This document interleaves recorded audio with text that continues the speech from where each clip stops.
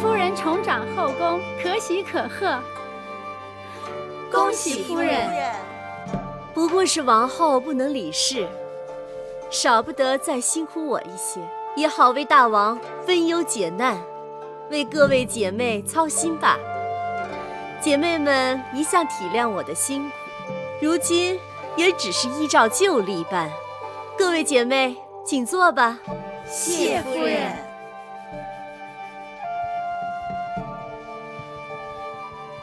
上茶。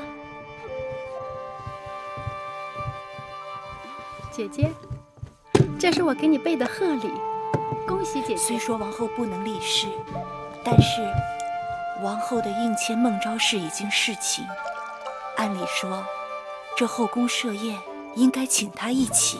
姐姐说的有理，他们来不来是他们的面子，我们请不请是我们的本分，免得让人家以为我们这边分帮分派似的。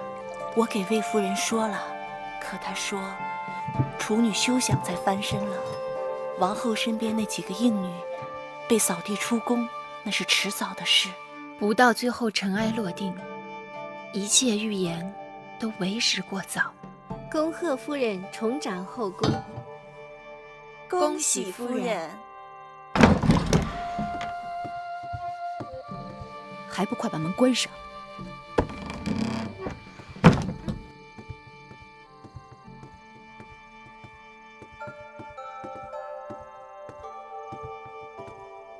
姑姑，外面在闹什么呢？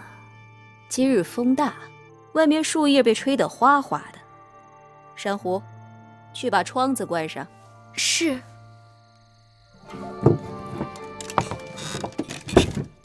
王后，时候不早了，早点歇息吧。姑姑又何苦要骗我？宫里本来就是如此，攀高踩低的。别说那些嫔妃们，就是内侍婢子们，跟了得了势的主子，即可耀武扬威；跟了失了势的，马上抱怨连天。从小到大，我在储宫里看得多了，只是没想到会轮到我头上。王后别急，还有不到2个月，胎儿就足月了。只要您能生下一位小公子，这后宫还是你的。哪有那么容易？2个月足够宫里风云变化几回了。王儿落地前，大王若仍恼怒于我，就算这孩子生下来，也不会讨大王欢心。现在想想，芈月当日拦着我，也真是一片好心。芈月呢？她怎么没来看我？平日里我有什么事情，她都在我身边与我商量的。哦，也是。大王不让任何人进入交房殿，也把月妹妹挡在外头，这可怎么办啊？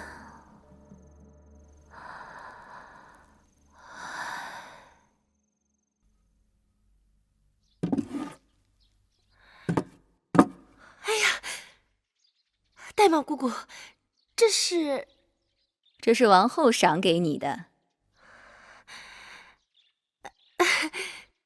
这不年不节的，王后何以赏我？孟昭氏，你是王后的陪嫁应女，自你到秦国，王后一直把你看成心腹之人。论亲疏，芈月是王后的亲妹妹；论容貌，那景氏也不输于你。可王后还是选中你首先为大王侍寝，可见她对你的器重。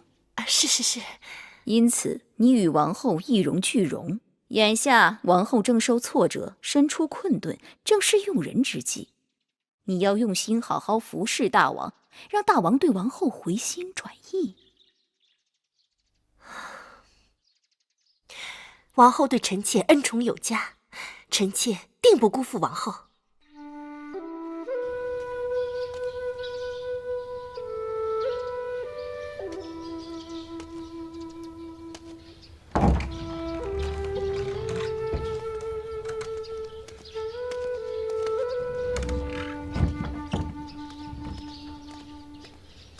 大王，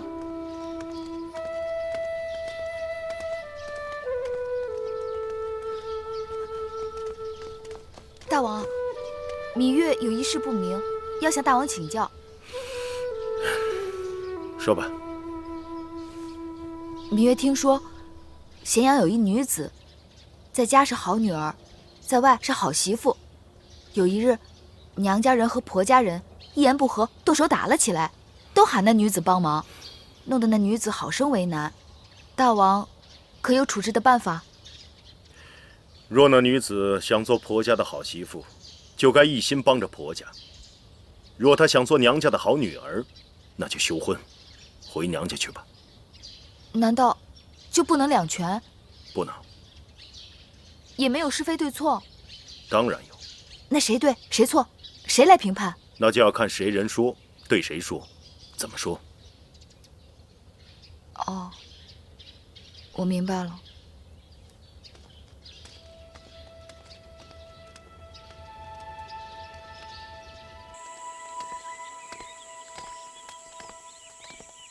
大王，芈月为了王后的事情，已经往大王的承明殿跑了好几次了。那小丫头倔强，但对王后倒是忠心耿耿。既然如此，不知为何王后安排身边的应女侍寝，却从来没有芈月。谁都能看得出，芈月的心思不在这里。回去替寡人传旨，把楚国那些被俘的将领们都放回去吧。是。哎，你这是把寡人往哪里带的？大王要去哪儿啊？是你把我带到这里来的。大王日日忙于公务，难得到园子里转一转。前一阵儿啊，这儿的菊花开的是要多好有多好啊，眼下呀都快开败了。拜见大王。免礼。你们在做何事？今日是吉日，臣妾特地沐浴更衣焚香，前来采集花草，以供奉在臣妾房中神龛面前，替大王和王后祈福。为寡人和王后？是。都祈了什么福啊？大王英勇神武，威冠群雄。王后贤良淑德，风华绝代。臣妾想祈求上苍的神灵，保佑秦国风调雨顺，保佑大王和王后恩爱和睦，更要保佑大王即将出生的嫡子康泰平安。只是祭祀祈福要有虔诚之心，你这花红柳绿，只怕诸神会怪罪。你还是洗净脂粉，重新沐浴更衣，再做吧。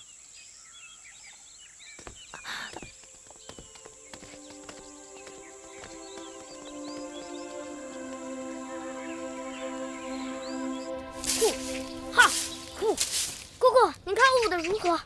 你这剑是打哪儿来的？是魏少使的儿子公子撞的。你拿人家东西干什么呀？是公子撞他丢弃的，我在草丛中捡到的。你看，都生锈了。呼，嘿，吼，呼。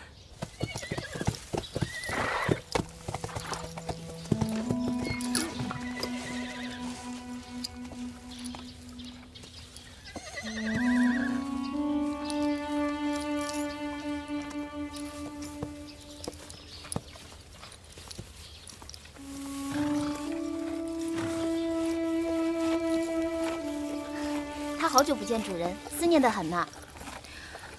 他是思念草原的风声，旷野的辽阔，想让我带他出去。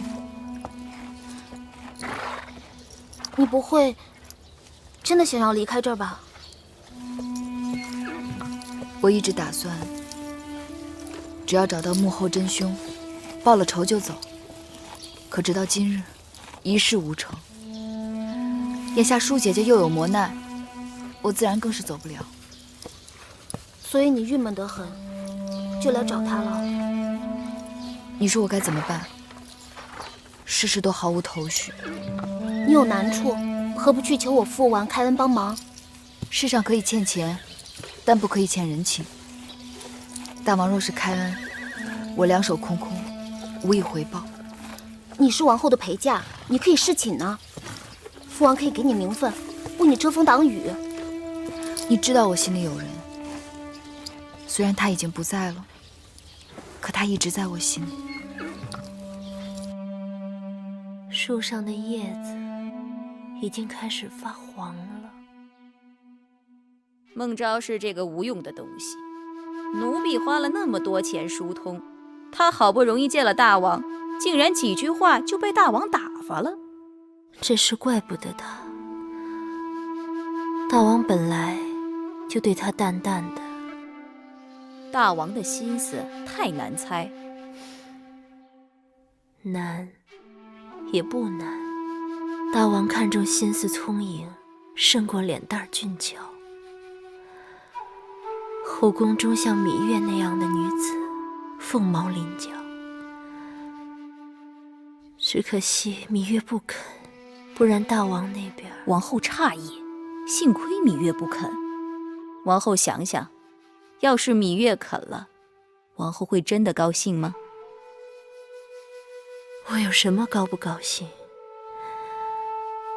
肚子里怀着大王的嫡子，却被禁足在此，见大王一面，都成了奢望。好在幕间隔三差五的替大王来问候，那只是例行公事。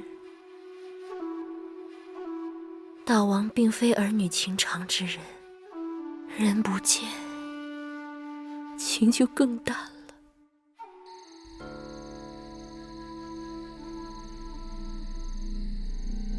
示威示威，胡不归呀？谈何容易！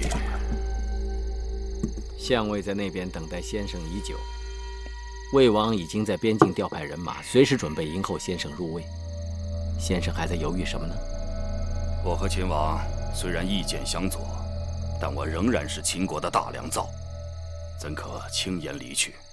不求封百里侯，但求展平生怨。先生与商鞅皆是百年难遇之奇才，有其可居于一国一域、一人一情呢？纵观列国数百年风云，有几个国君真的能够以国相托？其有管仲，但管仲之后再无管仲。秦得了一个商君，不会再有第二个商君了。大丈夫伸展才能，改天换地。先生与其在秦国与秦王论短长，莫如回魏国，与秦国争短长。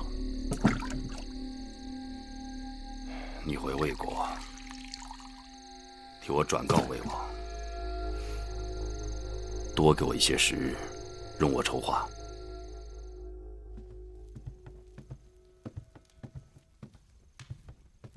大王，邢夫人派人送来了急信。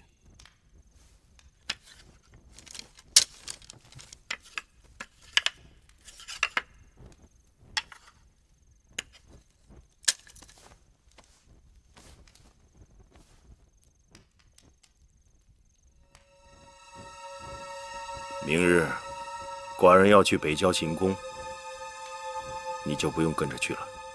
是，大王。还有，去告诉魏夫人，寡人会在邢夫人那边住上几日，后宫之事就交给他吧。是，大王。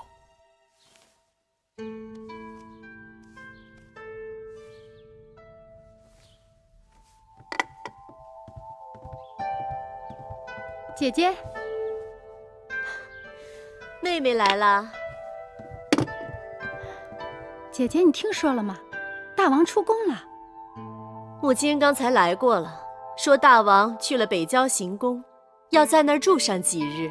眼下王后被禁足，大王又不在宫里头，你去给永相令景离传个话，就说让他该干什么干什么。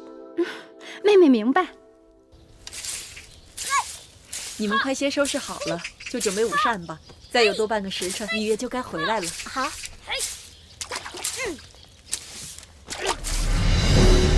给我拿下！你们想干嘛？魏少使之子公子壮丢失了一把宝剑，魏夫人命人彻查，终于发现了行窃之人。大秦有秦律，秦宫有宫规，在下只好不客气了，带走。你们干嘛？你干什么呀？你们干嘛？哎，放开！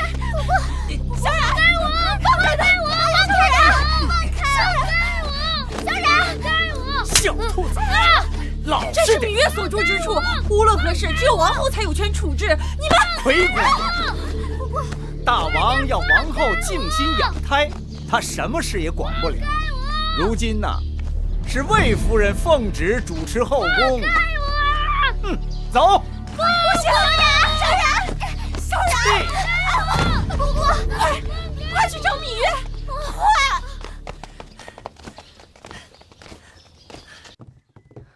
姐姐，大王，你来得好快呀！这是大事。昨晚寡人收到姐姐的书信，立刻决定要来。哦，大王，你看这个。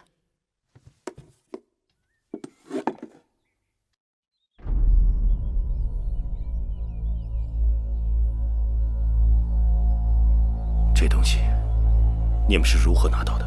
是雍瑞花了重金从义渠人那里换回来的。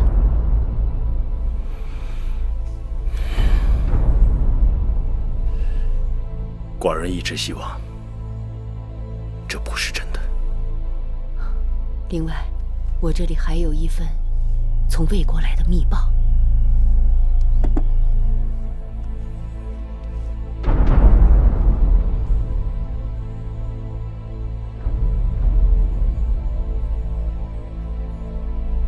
密报是否可靠？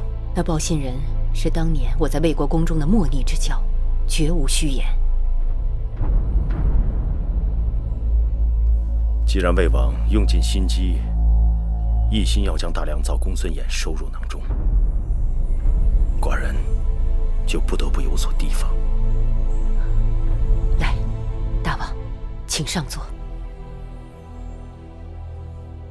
放开我！放开我！放开我！放开我！小冉，放开我！你不能进，姐姐，你不能进呐！姐姐，姐姐，放他进来！小冉，姐姐，姐姐来了，不怕。永相良为何恐我弟弟？奉魏夫人之命。魏夫人？魏夫人为何抓个孩子？你弟弟偷了公子壮的宝剑，按照秦律要砍去双手。那宝剑不是我偷的，是我捡的。更何况你芈月也是读过书的人，岂不知礼法有云？男女7岁不同席，即便如此，此处是后宫，除了大王和各宫公子之外，不可以有其他男子，除非处过宫刑。小冉捡了公子壮丢弃的宝剑，就算有错，也绝非偷盗。至于后宫无外男，小冉是我弟弟，如今也不过是个10多岁的孩子，何况此事我已经得到王后的允许。王后许可是私情，我行的却是秦法宫规。后宫不容外男，若是偶然闯入，或可逐出了事；若是奉诏而入，也不可过夜。你这个弟弟在宫中居住已非一日，为避人口舌，只能宫刑。不准碰我弟弟！不准碰我弟弟！放开！姐姐救我！姐姐，不准碰我弟弟！你敢动我，死你全家！放开我！你动我！哟，气性还真大，可惜呀，景离孤身一人，吃饱了全家不饿。你找我来好了。别放我！别放我！你我无冤无仇，何至于此？我奉命行事，只是魏夫人有话，一定要等你来了才能动手。现在啊，时辰正好。姐姐救我！这样水嫩的小童，只要一刀的功夫，就成全他了。别碰我弟弟！范太太，我求你了！你要什么我都答应你，不要碰我弟弟。我可什么都不要，只是魏夫人要什么，我就不清楚了。好，我懂了，我去找魏夫人。芈月是聪明人，早这么做，省了多少周折。姐姐，我好怕。小然，别怕，姐姐一定想办法救你，别怕啊！等我，一定等我回来。姐姐一定要来救我！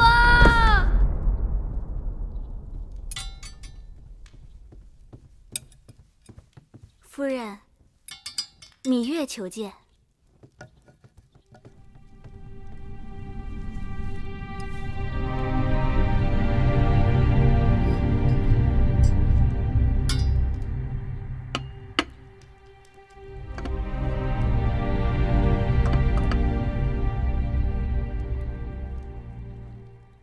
芈月来了。我在焚香，如此雅事，只能心静，千万急不得，只好怠慢了。心思恶臭的人，再焚香也无济于事。有人死到临头，还敢嘴硬啊？你要害我，就冲我来，不要害我弟弟。谁敢害你呀？你可是当今王后的妹妹。至于那个违反宫规的小童，大王委我主持后宫之重任，不好因为你是王后的妹妹，我就徇私舞弊，只好按照规矩办了，对吗？魏夫人用不着兜圈子，你说吧，究竟要如何，你才能放了我弟弟？妹妹这话可就说差了，我向来都是与人为善，成人之美的。我看你在王后身边日日委曲求全，也并未得到什么好处。妹妹如此启年月貌，若是只以幼女身份终老秦宫，实在是太可惜了。先王后陪嫁中有一小臣之子叫魏成，20有余，与芈月年貌相当，我意欲为你们做个媒，这对玉姬为聘，如何？你要我离开这里？不是离开，是风风光光的嫁出去。只有这样，你才会放了我弟弟。2日之内，我会安排你出宫成亲，你与他成婚后就离开咸阳，随他去大梁吧。你那弟弟姓魏，说不定我们还是同族呢。我会为他在大梁安排一个出身，如何？只可惜我是王后的人，不能由你左右。眼下王后自顾不暇，哪里还护得了你呀？更何况你是心甘情愿的，她不能为了一己私欲，就耽误了你的美好姻缘。你如何才能叫我心甘情愿？这难也不难。王后眼下被禁足，是再好不过的了。你乖乖地按着这上面的话抄写一封书信，就说你和魏成两情相悦，要和他白头到老，共度终生。辛苦你回去就这么做，明日我派人拿着这封书信去跟王后提亲。魏夫人筹划得好周全，为了成全你们，总是要滴水不漏的嘛。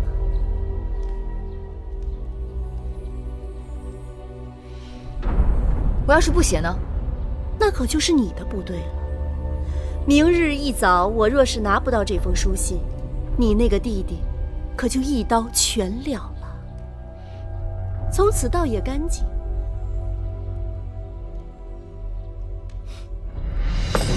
开门！开门！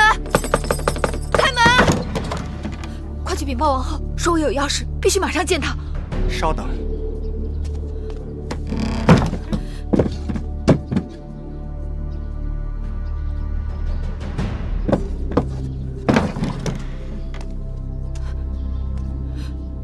玳瑁姑姑，快带我去见王后。你是故意为止，还是昏了头了？大王有令，外人一律不准进入交房殿。那麻烦姑姑把王后请到门前。你安的什么？你安的什么心呢？王后心情愁苦，日夜难眠。今日好不容易能睡个午觉，你又来打搅。你有己无人，根本不顾王后有孕在身，又被禁足的辛苦跟烦恼。魏夫人让永相令捆了小冉，说小冉违反宫规，要施宫刑。魏夫人眼下主持后宫，要杀要罚，谁能拦得住啊？何况秦宫有秦宫的王法，那魏冉被罚，该是事出有因。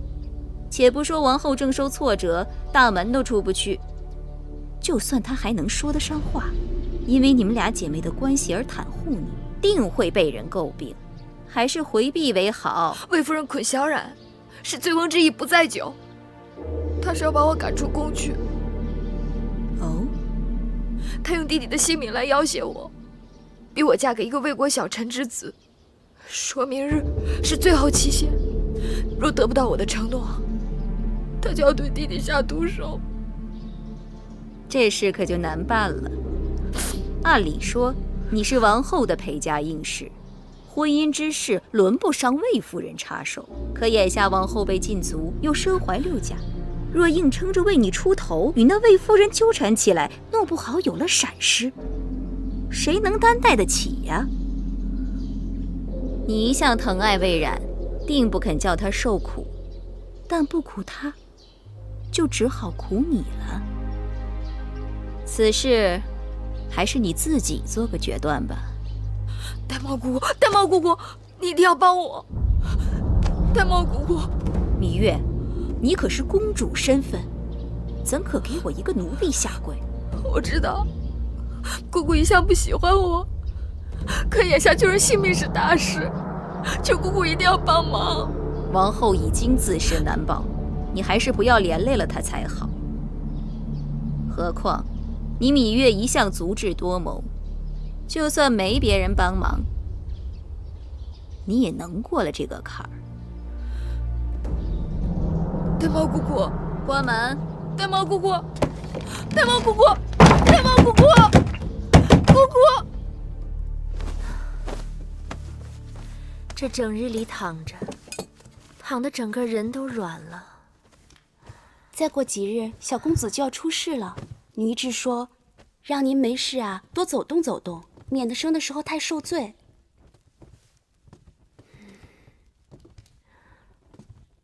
玳瑁姑姑呢？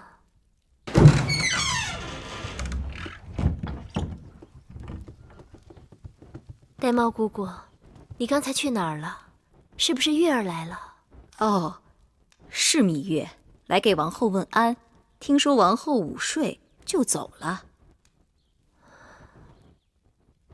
也是，好久没见月妹妹了。姐妹说话还要隔着堵墙，不如不说。再扶我在屋里走走吧。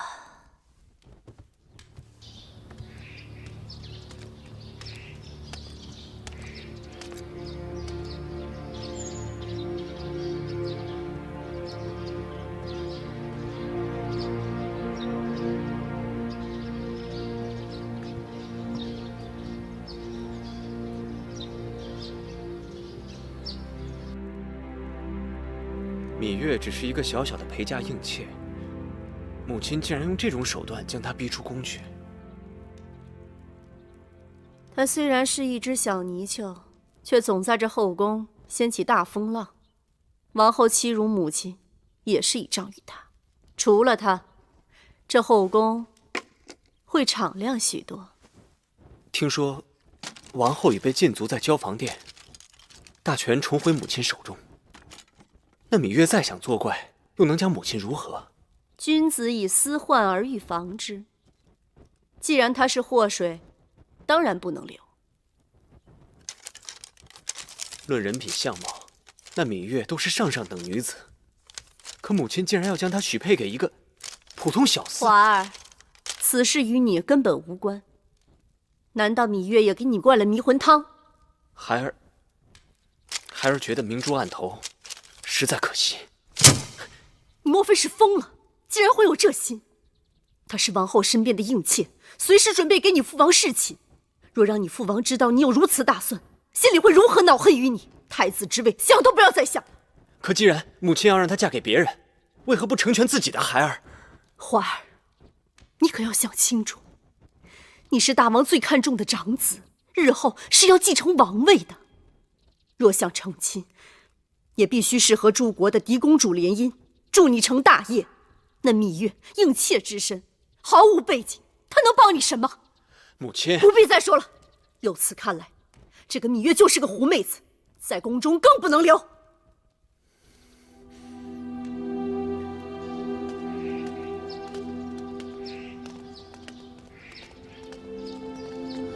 芈月，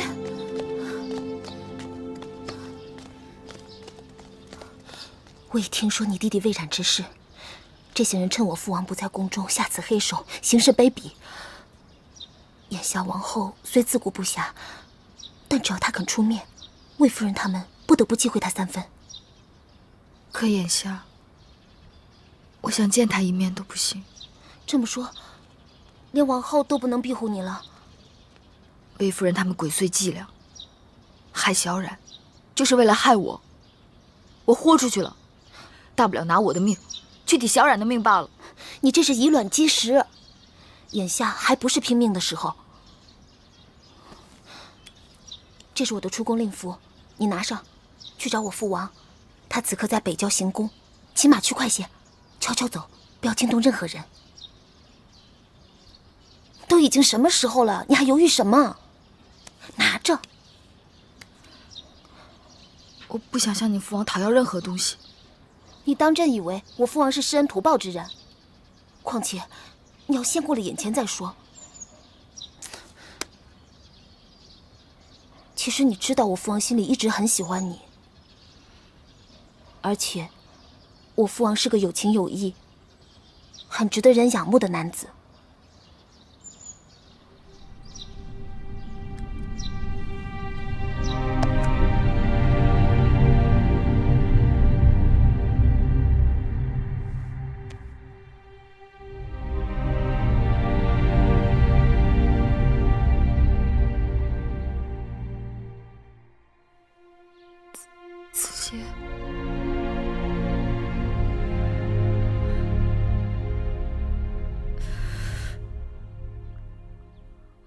子歇，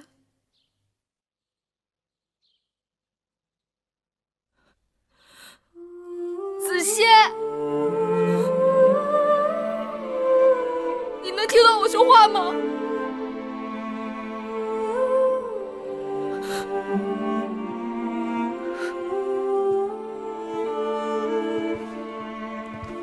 月儿。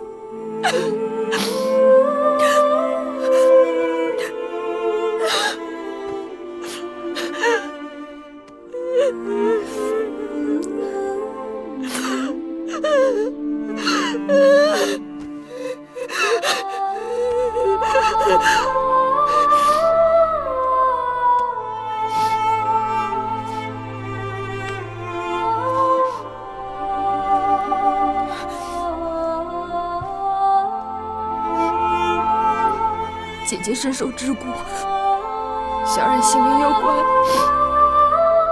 我要去救小冉，去救姐姐，子歇会等我的。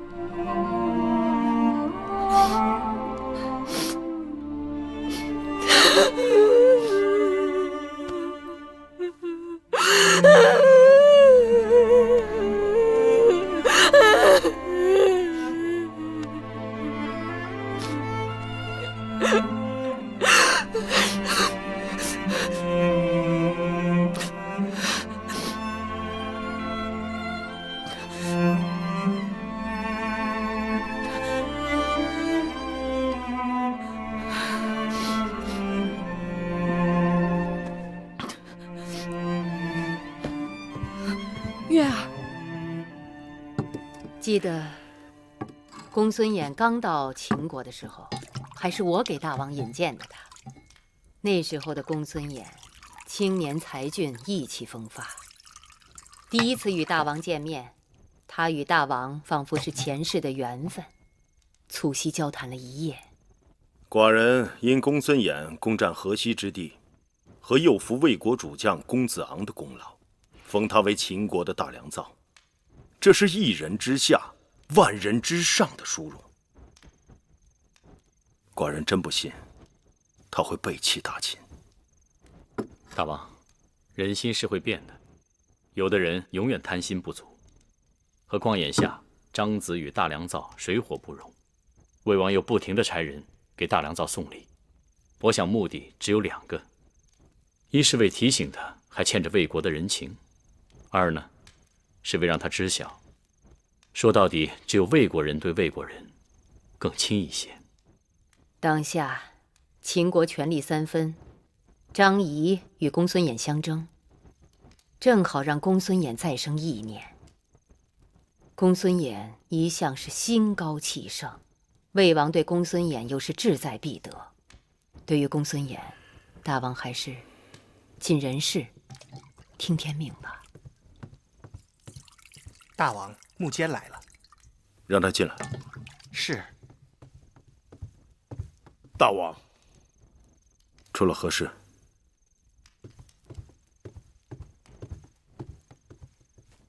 是关于芈月的弟弟偷了公子壮的剑，魏夫人要施以宫刑。你是如何知道此事的？是魏良人叫侍女给老奴报的信儿。这个魏良人倒是个有心人。这个事说小也小，说大也大，老奴拿不定主意，所以才决定跑这一趟。一个小女子遇到这种事情，该是天塌了。大王要帮他，他要寡人帮他吗？这我就不知道了。是。来，喝酒。哎呀，后宫之事不胜其烦，大王到我这儿喝杯酒都不能踏实。当初长姐为我打理后宫的时候啊，寡人的耳根子清净多了。后宫女人多，是非也多，但大王过去好像对这些是是非非并不往心里去。后宫没变，大王却变了，是不是？大王又有心上之人了？长姐有雍大人常来陪伴，在北郊行宫过着神仙般的日子，还拿寡人来打趣。这么说，大王今晚住在我的宫里，难免孤单，让姐姐安排一个好女子给大王侍寝。无妨。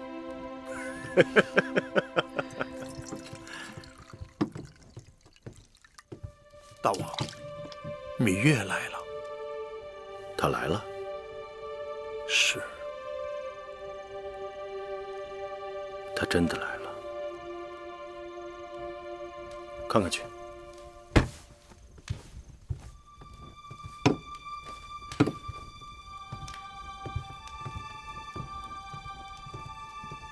哪个芈月呀？是不是那个伶牙俐齿的小丫头？是。这么说，今夜不用我安排，大王也有侍寝的人了。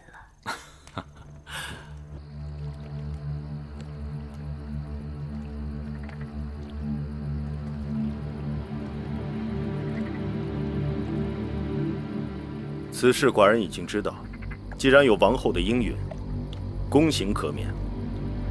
但按秦律，偷盗他人财物必须责罚，哪怕是寡人的兄弟，也不能网开一面。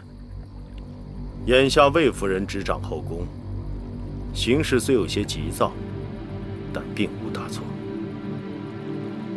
那不是偷，那把剑是公子壮丢弃在草丛里的，是生了锈的。怎么不是偷？那是谁家的园子？他拿走那把剑，告知了公子壮，并得到许可了吗？大王明示芈月，如何才能救弟弟？我大秦以法立信，刑上大夫，寡人帮不了你。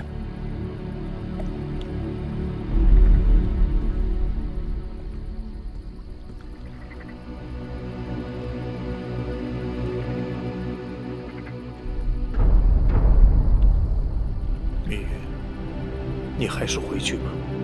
大王的心情你不是不知道，就是你在这儿跪上一晚上，也不会有结果的。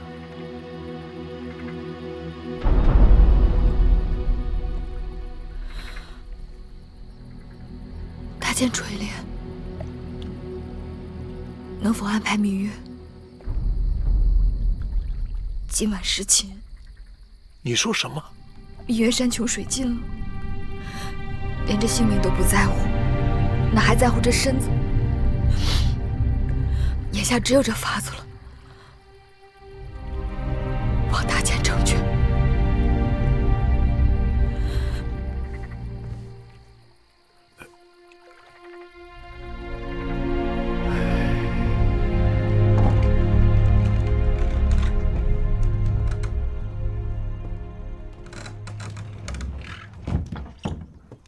给寡人宽衣。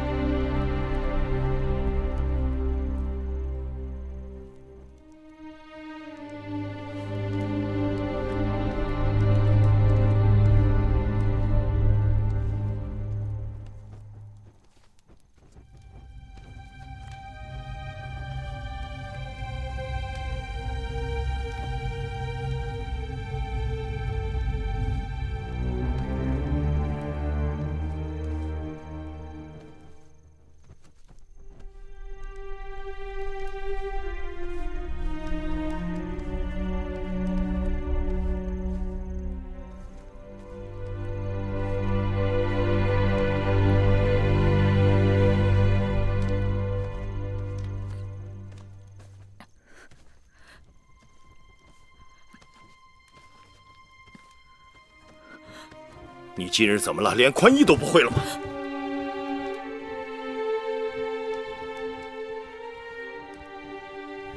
怎么会是你？你以为如此就能救你弟弟吗？芈月侍寝，心甘情愿。丫头，你的心思明明白白写在脸上，你有难处，有求于寡人。可你知道寡人这一辈子最痛恨的是什么吗？就是被人利用。大王恕罪，芈月出此下策，的确是走投无路了。你对寡人并不真心，何苦如此？芈月，别无选择。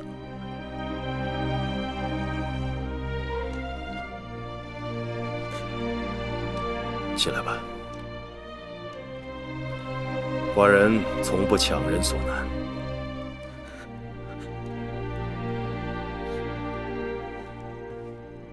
你跪着也没用。你打算让寡人做什么，是你的事；寡人打算做什么，是寡人的事。你出去。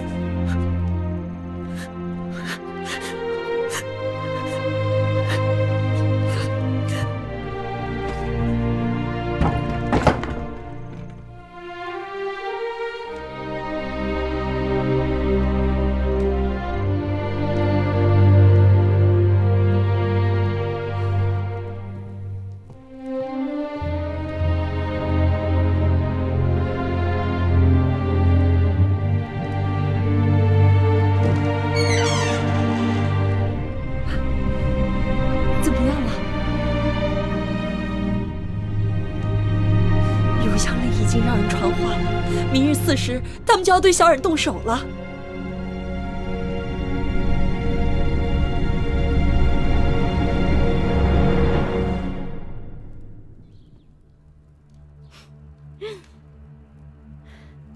真是稀罕事儿，你芈月也有服软的时候。听说你昨日从我这儿走后，去求过王后，却吃了闭门羹。我倒也是好奇，这王后一向是把你当成救命稻草一般，这次怎么就轻易放手了？怕是自顾不暇，只好把你当成弃子了。其实王后也应该心存谢意，我给你安排的去处并不算差。多说无益。这是你要我写的那封信，一手交人，一手交信。刚才我还在担心杀只鸡临死前还得正正翅膀呢，你可是惯于作怪。把你写的拿过来，让我细细看看，免得你在里面再耍什么把戏。见不到小冉，你休想拿到这封信。你若不给我这封书信，你那弟弟可就性命不保了。夫人，夫人，那小童他……你来的正好，把那小童给我带到这里来。不是啊，木间方才领人去了隐宫，把那小野种给带走了。什么？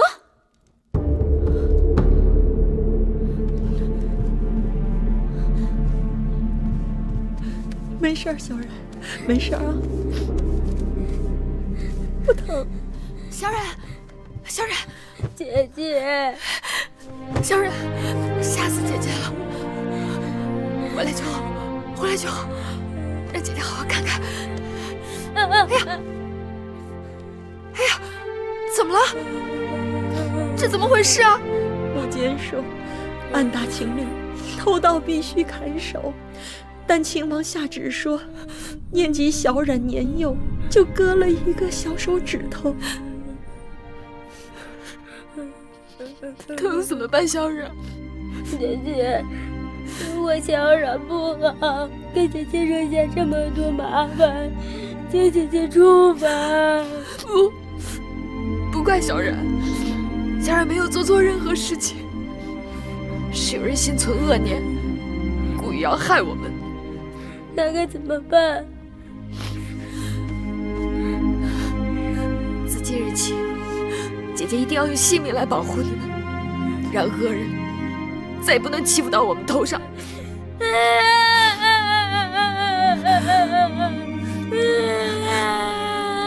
不哭，小冉。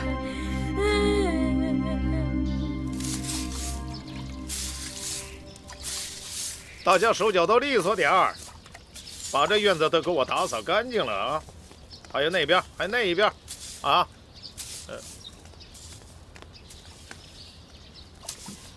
大监请留步。哎呦，是魏夫人。想来大监不会不知，大王已经命我主持打理后宫事务。今日我本想依照宫规处罚一小童，大监为何出手干预？老奴也是受命而行啊。奉谁之命？大王。切，大王？这不可能。夫人是怀疑老奴在假传大王旨意。大王他不在宫中。大王耳聪目明，夫人若是对老奴有责怪之处，可以向大王直接请旨问责。夫人恕罪。大王今日回宫，老奴还有很多杂物要去处理，告退。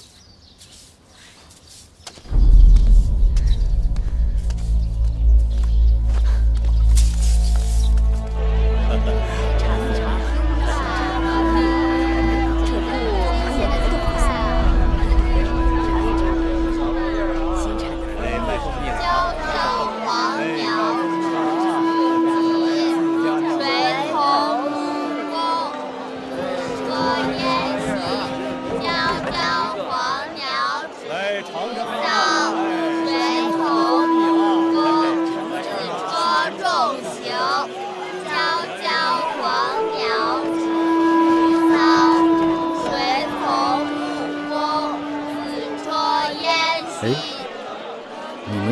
什么呀？先生没有教过你吗？这是10斤黄鸟。10斤黄鸟。公子怎么了？黄鸟。黄鸟。应当是竹鸟更妥。不，是黄鸟。悄悄黄鸟止于棘，谁从木工？紫车烟袭。悄悄黄鸟止于棘。哎，谁从木工？公子冷了吧？我们去那边喝碗澡汤，暖暖身子。谁从木工？有肉，哎，来了。这边，谢谢客官。客官慢走。啊，坐。客官请坐。哎，好。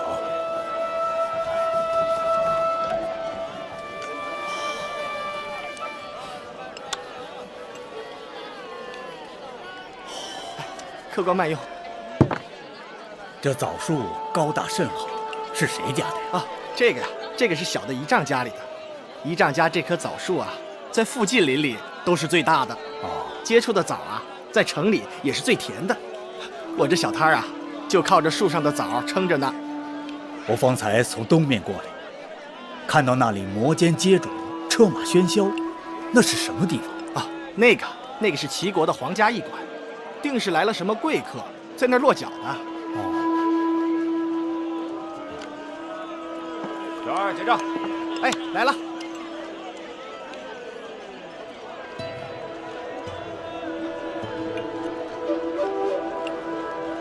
悄悄黄鸟止于棘，棘枣树，53他怎么是小姐？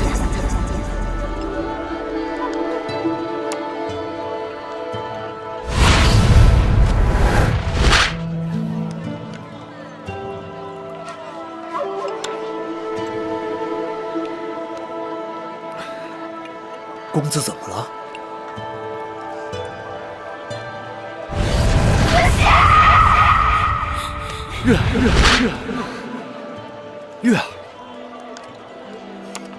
月儿，谁是月儿？月儿，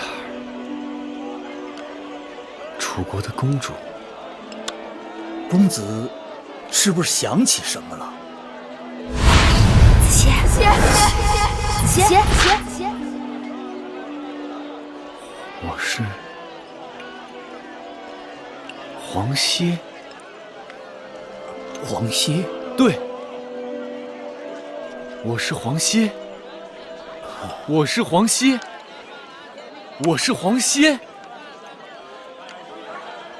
月儿，黄歇。黄歇。月儿，想起来了。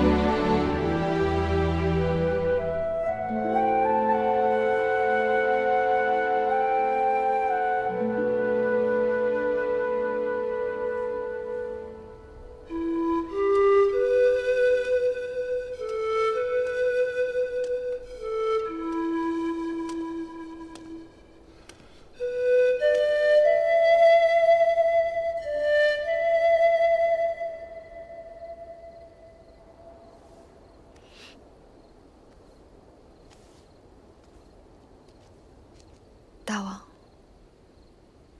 你吹奏的是楚国情歌，乡间民谣罢了。听曲调，这本该是男女欢爱之曲。芈月吹奏得如此伤感，想必是在悼念心上人。芈月，君前失仪，望大王恕罪。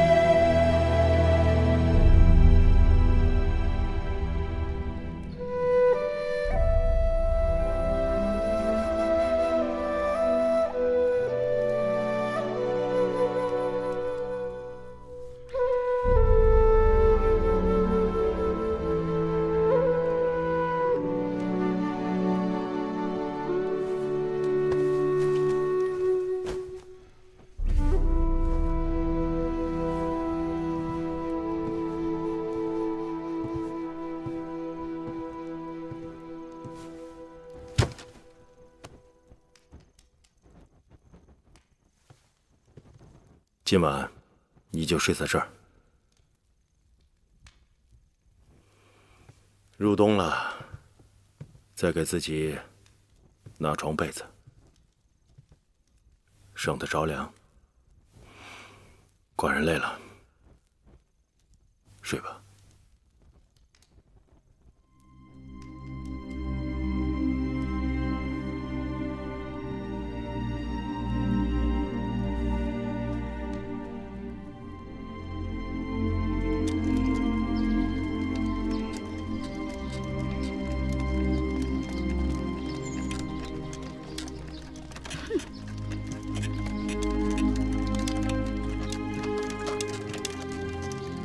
有什么了不起的？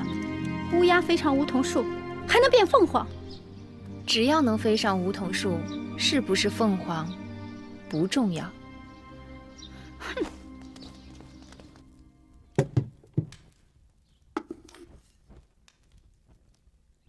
怎么又是肉糜面汤啊？我昨日不是说了，秦国之地的麦子过于粗粝，尽是麦麸。我想吃楚国的大米。都怪婢子记性坏，忘了王后的叮嘱，奴婢这就去让膳房重做。算了，就这样吧。这几日胃口有些过于古怪，时好时坏的。想来王二知道了，母后禁足在此多日，心烦意乱吧。不要。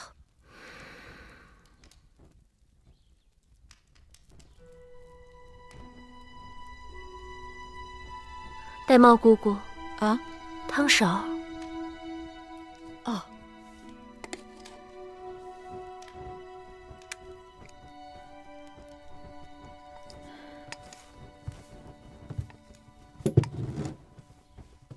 你们几个今日怎么了？个个像丢了魂似的。珍珠，说。说。方才方才有人看到什么？看到芈月乘着大王的辇轿从成明殿回来。大王的辇轿？是。妹妹即使去了成明殿，怎会坐大王的辇轿回来？你们出去吧。是。